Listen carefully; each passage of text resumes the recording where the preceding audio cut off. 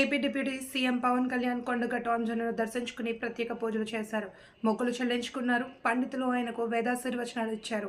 తీర్థ ప్రసాదాలు స్వీకరించిన అనంతరం పవన్ తిరుగు ప్రయాణమయ్యారు.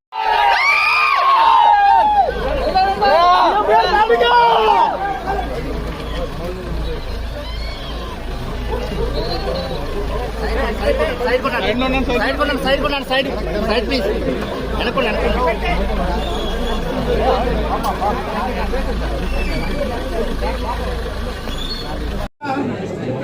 జ్ఞాన సంపన్న నమామి భువనేశ్వరీ.